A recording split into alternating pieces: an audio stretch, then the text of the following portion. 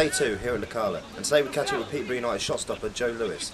We also talk to Andy Dibble, but first we go into detail on why Craig McCall-Smith was in light duties yesterday. Craig, this is Day 2 here in Lacala. What are you expecting out of today's session, considering that yesterday you had a lighter session, didn't you? I could see it being pretty hard today. I think the balls will be out, but it'll be a bit of disguise running involved. To be honest, you need it, get that playing journey out of the system and that, and just get ready for the season ahead. What was the reason for you taking part in lighter training yesterday? I've slightly, I think I overstretched my groin, so it's a bit sore, so I didn't really want to push myself too hard, and see how it goes this morning, do a warm-up and go from there. What's the difference training here than what it is, say, in England? It's just the heat. The heat's a lot different to over in England. Normally we don't get sun out there, and I think it's just you have to work a lot harder. So I think that's the main difference, is the heat, and you have to get your body going a lot quicker. So it will benefit as the season starts. Who's your roommate here? Rooming with Aaron again, which is always great fun. He doesn't shut up when he's asleep. So yeah, no, I enjoy it. We have a good bit of banter together. And what do you do in between sessions here to relax and try and keep yourselves cool? Sleep. Get as much sleep as possible, because you're going to need it. Excellent. And looking forward to this evening's session, of course. How different will this evening's session be to this morning's? I think this evening's will be ball work. It'll probably be keep ball. It might even be a bit of pattern of play, just getting used to the formations and stuff. So it won't be as hard as this morning, but it will still be quite strenuous.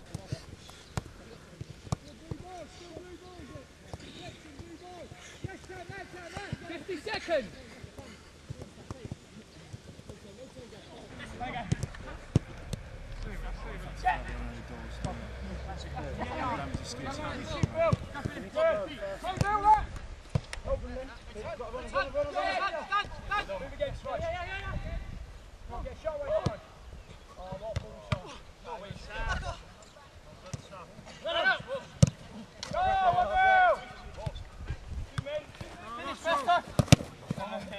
Better, Batty.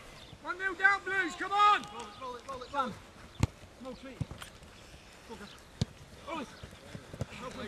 Turn. Talk to him. Tommy got two. Yeah, like it, Smudge. Help him. Yes, big one. Well done, Joe. Cushion it. Feel your way in. Good lad. Head forward. Good. Well done, big fella. Good. Brilliant. And up and around. Good. Well done, son. Good. Well done, big Joe. Good lad. Well done, son. Good. Good boy, Joe. Well done. Right, Joe, here in Marbella, but you're having a lighter period, aren't you, due to your extensive work pre-season? Yeah, I've been working through the summer, so I haven't got to do all the fitness work, which is a relief for me. But I've been just keep in touch with it, be around with the lads, and just do a bit of ball work just to keep me sort of in touch, ready for the pre-season games coming ahead. Before we talk about Lacala, let's talk about your time for the under-21s. It was a successful time for you. You played in the group stage against Germany, didn't you? And for the second half, and kept a clean sheet. Yeah, it was good. Just to be involved in the tournament. To play the second half against Germany was good. Didn't have a great deal to do, but it's just like to get on the pitch and get another cap, and especially against the Germans. The team made it to the finals against the Germans. So had they have maybe put you in between the sticks, maybe things could have been different. I don't know about that. We didn't really get involved in the game at all. It was we didn't turn up. It was very disappointing. Germany, give them credit, they turned up and did a really good job, a nice professional job, as you would expect from the Germans. And I don't think it was a 4-0 game, but took most of their chances, and we failed to create much, really, to be honest. But it was a bit of an anticlimax in the end. It's a big build up to the game. A lot of people watching it, and to lose convincingly in the end, I don't really think we deserved to.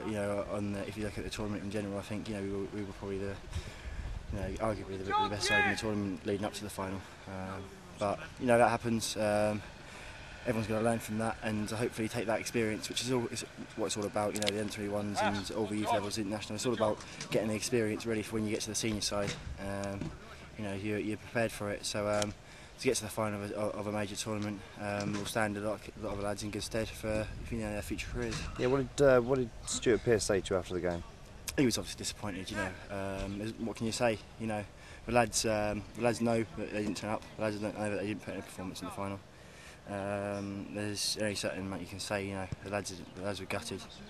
You know, no one plays badly on purpose, and you know, hopefully they'll learn from that. I think, you know, it was a long tournament for the lads, and you know, it was just disappointing to finish like that. But the gaffer, Stuart Pearce, didn't really say a massive amount after the game. Like I say, what can you say to a team that's just lost 4-0 in the final?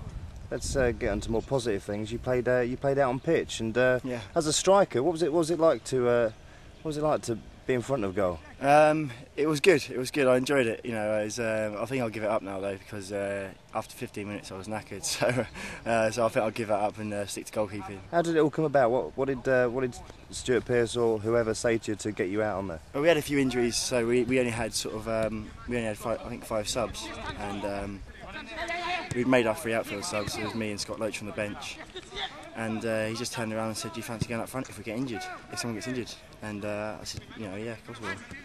So I went to the changing room, stuck the white kit on, and sort of getting ready just in case there was an injury. And next thing I know, sort of the Catamouls just pulled up with a little bit of a hamstring strain, and you know, rather than risk playing him on and maybe getting risking injury for the major tournament which we were about to go to, we stuck me on up front, which I thoroughly enjoyed.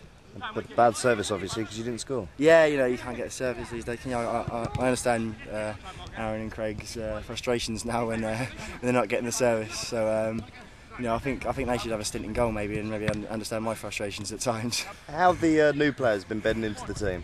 You know, they're all fitting in really well. As when I joined first, yeah, the lads, brilliant set of lads, helped us settle in really quickly. So there's never a problem like that. All the lads settle in, you know, really quickly. And I think, you know, I'm sure they'll tell you the same. You know, a trip like this, a tournament, a little tour away, helps that as well, I think. Darren was saying last night that they'd be singing a song. Was that the case? Yeah, not yet. It's tonight. They're singing a song tonight. Everyone has to sing a song when they first turn up at the club. It's not the easiest thing to do. I think I'm sure a lot of lads would rather play football in front of you know, 10-20,000 rather than singing in front of half a dozen. But no, it'll be interesting. There's a few interesting candidates to sing. A few of the young lads as well. So it'll be exciting stuff. Who picks the songs? They do. They pick the songs. It's basically anything you know the words to. You're probably better off just going for it, giving it a good go. Because if you're tentative at all, the lads tend to get onto you. So if you give it your best shot, put your heart and soul into it, the lads tend to join in a little bit if they know the songs, and it's a good little introductory. What song did you sing when you arrived at the club? I sang "Afternoon Delight," which you might have heard in Anchorman film. Do you know the words? Yeah, I do know the words. Please? Yeah, no, thank you. No, no. I'm not on the camera, maybe. Andy, a proud moment for you to see our Joe Lewis there in the England under-21s. Yeah, obviously it was a great couple of weeks for Joe. I mean, obviously very disappointed that he didn't play in the final, but to be included and proves what a good season he's had. And hopefully the lad can go from strength to strength next season. That obviously shows the commitment that you've put into Joe to make him the player that he is today. Yeah, absolutely. I mean, we knew when we got him that he was going to be a very, very good investment. I mean, he's learning all the time. Next season's going to be a big year for him, but you know, I'm sure he'll more than hold his own in the championship. Joe's obviously not doing a lot of training this term because of what he's done with England 21. So, what is he still hanging around, like giving Jim advice and also young Sam? Yeah, it's good. I mean, he's watching the little small-sided games. He's talking to them and helping them as well. But also, I'm helping him tick over. I mean, he's not going to come here and just sit on his backside and do nothing. He ain't going to be training at full peak, but you know, we'll keep him ticking over, and it'll just increase steadily until the first game of the season. Did Joe ask for any advice off yourself before he went into the England under-21 games? I spoke to him regularly on the phone. We always touch base. We talk about a lot of different things. So, yeah, there's always that two-way communication between us. Did you expect him to play in the final? If I'm honest with you, I was really disappointed. I was expecting him to play in the final, and I was that disappointed I didn't even end up watching it. Other news today is that Chris Whelpdale will undergo a hernia operation and will take no further part in pre-season training. Catch up with us tomorrow for day 3 here at Lacala.